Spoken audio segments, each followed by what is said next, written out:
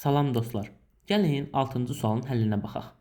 Katetlərin nisbəti 3 bölünsün 4 və perimetri 24 sm olan düzbucaqlı üçbucağın xaricinə çəkilmiş çevrənin radiusunu tapın. Bizə bir dənə üçbucaq verib, düzbucaqlı üçbucaqdır.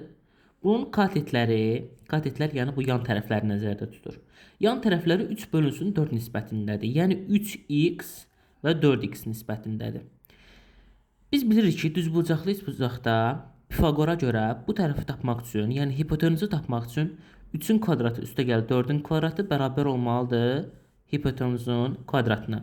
Yəni 3-ün kvadratının üstünə 4-ün kvadratını gələndə bu bir c tərəfini verməlidir. Yəni c-nin kvadratına bərabər olmalıdır. Onda buradan 9 üstə gəlsin 16 bərabərdir c kvadratına. C kvadratı 25 olarsa, biz bunun c-ni tapırıq müsbət mənfi 5. Təbii ki, tərəf mənfi götürülmədiyi üçün müsbət 5 götürürük.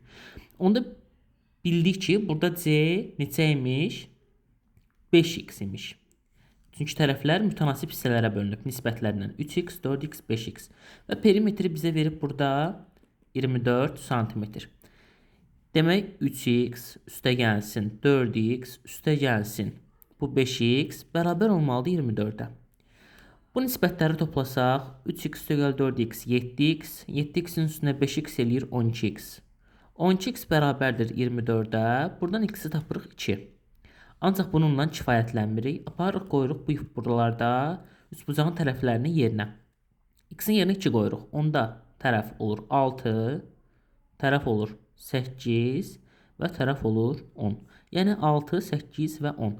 Şərtdən bizdə istəyir üçbucağın xaricinə çəkilmiş çevrənin radiusu. Üçbucağın xaricinə çəkilmiş çevrənin radiusu böyük erir.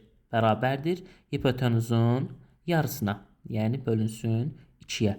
Biz hipotenuzu tapmışdıq 10.